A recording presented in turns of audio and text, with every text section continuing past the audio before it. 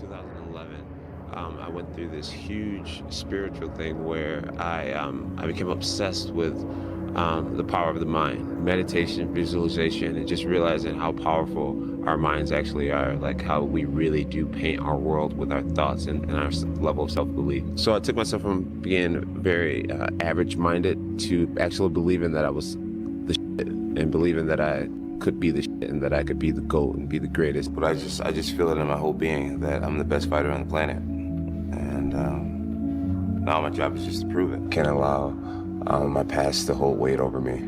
You gotta forgive yourself for mishaps in life, and you gotta move forward. You can't hold yourself in prisons, and you can't allow anybody else to hold yourself in prisons. If people are talking about things I did 5 years ago, that means I'm doing something right. Right. Was that always the case, or was that just a part of your maturation process where you started to say, I need to start letting go of the past? Yeah, it wasn't always the case. You know, it's taken a while for me to be able to be comfortable with some of the mistakes I've made and things like that. But I'm grateful that I am at a place where I'm comfortable with who I am, comfortable in my own skin, and you know, there's no good without the bad. You know, so yeah, so I'm grateful.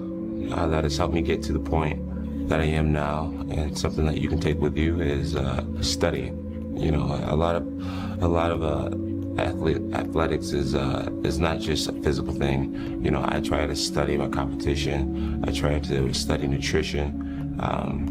I try to study other great athletes, guys who've done great things in the past, and try to model, you know, myself after them. So I'm big on the mental game when it comes to being an athlete, sports psychology and things like that. So really focusing on the mind, not only the body, is important. What do you think the sport's going to be, you know, when UFC 200 rolls around? And where do you think you're going to be 9 years from now, 10 years from now? I'm hoping to be a champion. Yeah. I'm hoping to be a champion. I'm believing that I'll be a champion. You know, I would love to grab the belt, hang on to it, and you know, be the next GSP or be the next Silva, and you know, keep the fans excited. The UFC is growing, and it's just a tremendous thing to be a part of. It's changed my life, and I embrace what it is to the fullest. And I'm just excited to be a part of it. I have a lot of pride in it. Started thinking about it the day that I decided that I was going to go up to heavyweight. You know, my goal for 3 years now is to become the heavyweight champion of the world.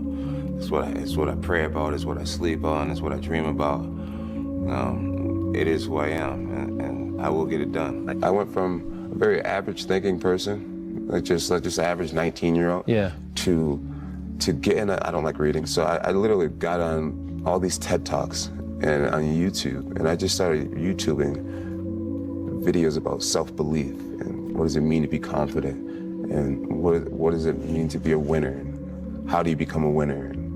And I would watch hours and hours of Tony Robbins and Les Brown and TED Talks, and I like taught myself how to believe in myself and how to think that I was greater than just this kid that was a dropout who, you know, never really had great grades, never really was the starter, never was the captain of a team. I was just always kind of this average person, and overnight I taught myself that I could be great and change myself forever. And I'm forever grateful. I'm never going back. I would say throughout my martial arts career, the biggest life lesson that I've learned is the power of the mind, and just how important it is to look at yourself at a high regard and to believe in yourself.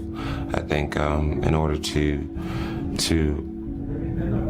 paint a bright future for yourself, you have to be able to see it in your mind. You have to believe in it, and the more you believe in it, you know, the more your world will start to change, and the more you'll just start to, you know, see your beliefs come to pass. You've been saying something that I find to be very interesting, that the butterflies in your stomach are in formation. Right. I've never heard that before. I think it makes a lot of sense. What do you mean by that? Elaborate. What I mean by it? Okay, so the butterflies in formation, basically it means when you have butterflies and you're feeling anxious and you have anxiety or nervous, that's when you're most powerful, I believe. And either you can, you're most powerful. So a lot of people, instead of homing this power and using it, they allow it to just consume them. You know, there's another quote that says, a big challenge or big pressure is like a fire. It's like a raging fire. Either you can allow this fire to consume you and just take you over completely, or you can gain control of this fire and harness it, and you blow it right at your opponent, like Dragon Ball Z style. I have a good way of detaching something inside of me and seeing what's happening. And okay, oh no, it's not over. All you gotta do is just do this, do that, do that. You get what I'm saying? Yeah. So I'm not necessarily meditating these days, but I do have the capability of taking away who I actually am at this point and realizing that this is just a situation. This isn't my final destination. This is just a small moment in time that I'm going through right now. You get what I'm saying? Right. I get what you're saying.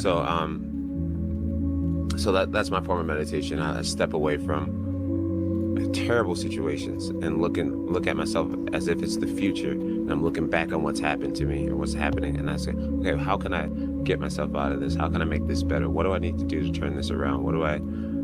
You get what I'm saying? Right. No, I Instead do of get what you're being saying. completely immersed in the moment and thinking that, oh, I can't get out of it. Do you have moments where you're like, man, how did this happen? Like, how have I been able to stay on top for this long? Do you have moments where you talk to yourself like that? You know, I do, and I always just point it back to God, man. Honestly, man, it's God's grace, and I know everyone's not a believer, and a lot of people think, I wish you just wouldn't talk about God, but it really is God's grace. It really is.